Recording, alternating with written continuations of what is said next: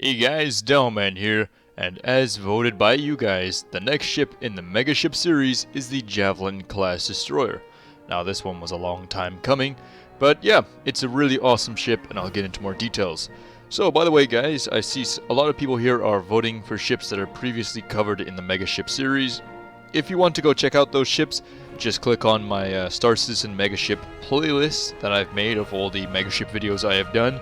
And there should be a whole bunch of ships for you guys, like the Reclaimer and things like this that are already being covered. So without further ado, let's jump in here and start learning about the Javelin.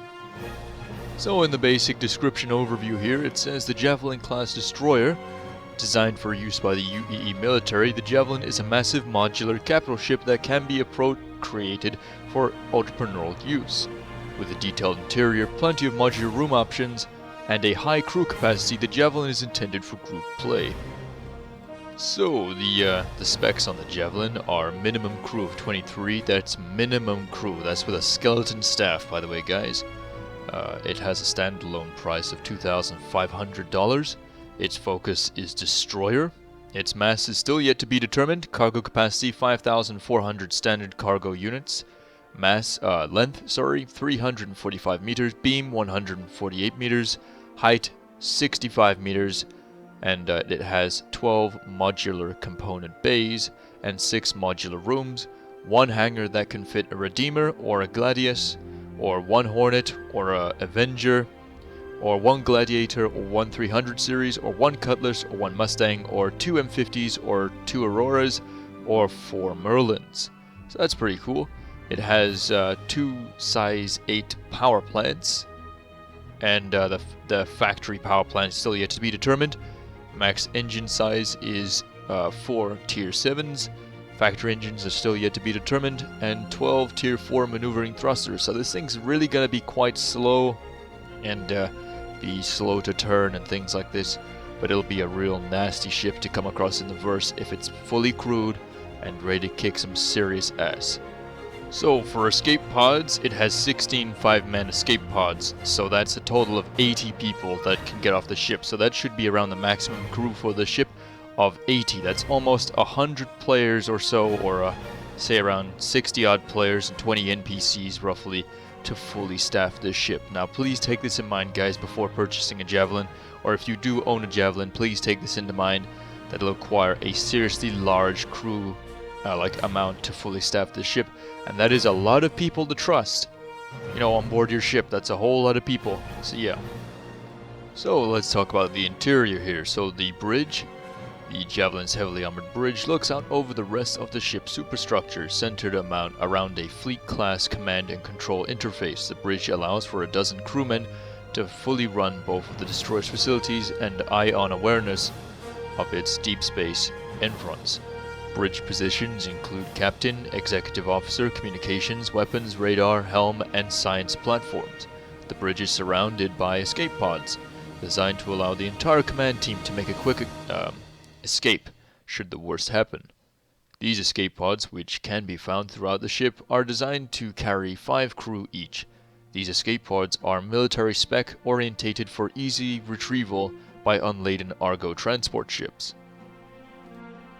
Top deck. The Javelin's top deck, also known as Officer Country, is home to quarters for the ship's captain, executive officer, and all the comforts from home. The prime attraction of the top deck is 6 modular rooms and the upper hangar used for smaller launches or cargo. Aegis Dynamic produces an array of battle-orientated room modules which can easily be slotted in and out of place while the Javelin is on orbit. A number of other manufacturers are now creating aftermarket modules for civilian roles such as science and cartography. Additional escape pods for officers are present on the top deck. Javelin isn't just the name, the ship's internal layout philosophy is based around a long, straight Javelin. Corridors, right-angle turns are used almost exclusively to connect to one more long, straight corridors, giving the ship an overall cramped but stretched feel. Mid-deck. Mid-deck aboard the Javelin is where the real work happens. It includes access to 2 torpedo bays and 6 turret emplacements, giving the ship both offensive and defensive capabilities. The Javelin's engine column is located here. and the Navy advises that it be staffed at all times for optimal performance. Onboard communication connects the engine room directly to the command stations on the bridge. 2 of the modular component rooms can be slotted in on the mid-deck. The ship's left flank includes access to the hangar, medical bay, and the brig, while the right-hand flank includes 2 sets of crew quarters, showers, toilets, and the mess hall. Mid-deck also includes escape pods. Each deck is given a specific function, and in the case of a mid-deck, divided literally with crew habitation and functions placed on right and military functions on the left. These subdecks are reserved for engineering turret access with their cramped, dimly lit corridors reflecting their utilitarian maintenance purpose. Bottom deck. The Javelin's bottom deck includes 6 dedicated cargo rooms, 2 engineering facilities, and access to the engine column. From the engine column, the crew can access 2 STS turrets and 4 of the modular component rooms. The Javelin's main hangar is also located in this area. While the smaller dedicated carrier hangar, the Javelin can still accommodate a limited number of individual spacecraft. The hangar is primarily designed to deploy a single Aegis Redeemer gunship and a crew of Marines for boarding operations. But while ship types can also be stored, a chart of existing ships is attached, so 1 Gladius or 1 Hornet, Avenger, Gladiator 300 series, M50, 2 of them, 2 Auroras, 1 Cutlass, 1 Mustang, or 4 Merlins. So yeah, get quite a few ships, like say, different types of ships in there. It will only fit 1 Gladius or say 1 Gladiator, but you can get 2 M50s and 2 Auroras in there. So that's pretty cool. Well, 4 Merlins, that would be awesome. That would be pretty interesting. Subdecks. Finally, the Javelin has a pair of subdecks with access to additional functionality. Subdeck 1 provides access to 2 modular component rooms, while Subdeck 2 features 3 Class 6 ATA turret emplacements and a maintenance EVA airlock. The subdecks are the area most exposed to space, and are the best place to assign junior organization members. The 6 total swappable customizable rooms make the base Javelin chassis that can be customized for different roles by switching those rooms. Although, first and foremost, a combat-focused ship, this flexibility has allowed the Javelin to serve well beyond the life expectancy of other ships of its age. So yeah, it's a pretty old ship, that's pretty cool. And please note, by the way guys, before buying, that the Javelin is not a free ride to interstellar domination. While it's the largest ship we have made available to backers, it's actually the smallest UEE ship of the line. Additionally, Javelins sold to players are used by the UEE. They are surplus ships with military weapons removed. Purchasing a Javelin means a new quest for your org or team as you rearm and upgrade it for your needs. This ship will also be available to the finished game for players who wish to earn it. So, 200 Javelins were made available during the sale in November the 18th, 2014 for $2,500 each, and a bunch more were made available during the last November sale as well. So, expect to see it again next November, or this November I should say. So yeah, that'll be pretty interesting to see if they sell out again. So that means right now there should be roughly around about, let's see, that was 200 sold through that sale, and there was also another 200 sold through that sale, and there was also sold about 100, I think it was, through the other way as well. So that roughly means, yes, there's about 500 Javelins roughly out there, plus on top of that, people who bought the completionist pack will have access to purchase one. So let's say an extra, I don't know, 7. So yeah, there's not that many out there in terms of like the scale of things, but that's still quite a few in my opinion. That's a lot before launch. So yeah, it'll be interesting to see the ship flying around the verse. So also guys, on another note, the Javelin is a tremendous vessel. It's really good for team play. If you have a really large group of people, I'm talking about it numbering in the thousands, getting logistics down is going to be a bit of a nightmare. But if you can just about get enough people onto something like this, like a Javelin during a large battle, this thing is going to be getting focused like there's no tomorrow. That might be a bit of an issue, so you're going to need even more players in supporting ships and things like this. But all in all, the Javelin is a really, really top-class vessel. It really is, guys. It's got enough escape pods for everybody. Yeah, be that it may that the escape pods are all located in areas for the officers to get to first. So if you're a low-ranking member in the lower decks of a ship like this, and you might be up Crap Creek without a paddle. So yeah, what else is there? This sort of a ship is designed solely around multi-purpose, multi-crew sort of endeavors, so it means you can use it for science and things like this if you swap out the rooms, or for trade, which means that's, it's got a really large cargo capacity, so it could sort of start to make a decent amount of money, but that might just about cover its run cost. Probably not if you even fire one of the weapons like a torpedo or something. It's got the same torpedo launch system as something like a Polaris would have, so it's going to have very large anti-capital class torpedoes. So, a ship like this will be very interesting to see flying around the verse for two reasons. One, if it's understaffed, then I guarantee you every pirate from everywhere is going to be trying to get their hands on it, because if you do not have enough crew for something like this, it's an easy target for pirates to just come along and take it off of you, and I guarantee you that's not what you want for a ship like this, especially if you pre-purchased.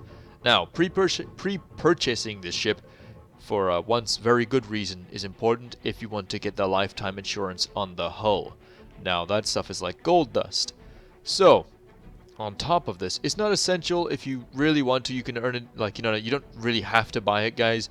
Earning it in the verse will be a real fun adventure, I guarantee you, for you and your group of players, to all work together towards a common goal, like something like this, or a node, or something like that. This is one of those things up there, like with the Idris. It's a really cool thing to earn towards in the game, guys. I mean, think about earning something like this. Sure, you can buy it now, but if you was to earn it, you'd have bragging rights that you earned this thing. You'd be able to say, well, we earned enough credits to fully buy and outfit a Javelin. You're going to have enough players to man the damn thing, but that'd be a pretty cool achievement, don't you think, guys? So yeah, it is a mega ship for multiple reasons.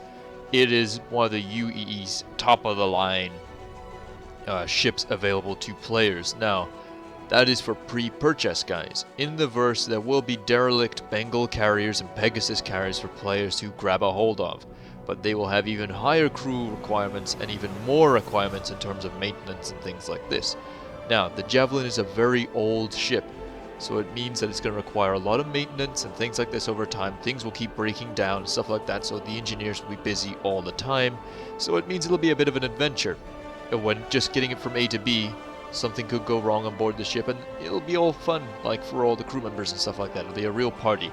Now, something like this in a battle environment, though, is going to be needing a lot of defense from bombers and things like this. Your biggest fear is for a Polaris to come along, and I'll tell you why. Well, not one Polaris, but more or less 2 or 3. Now, this ship, the Javelin, has 0 guns on the rear end for defense from behind. If a Javelin gets ambushed from the rear, it does not have the speed nor maneuverability to get out the way of trouble anytime soon, and you can literally just sit behind it and wail on the damn thing if you stay out the gun's arcs. If you are a Javelin captain, I would advise either pulling directly up or pushing the nose directly down to get the turrets facing the enemy. Turning left or right will be a nightmare, and rolling the thing won't really do anything if someone's behind you. Just pull directly up so you can get all those nice turrets along the hull lined up on the enemy and get some form of defense firing back, because if the longer you are not firing back, the bigger the trouble you are in. It means you're soaking up damage without returning any, and that's always bad. So, watch out for things like Polarises. An Idris is your ideal prey, because an Idris is just like, in the same case, it's got not that great of maneuverability, it's not that fast, and it's a carrier. It's a frigate, but it's also a carrier. Now, if you can get this destroyer onto something like a carrier, it's curtains for the Idris.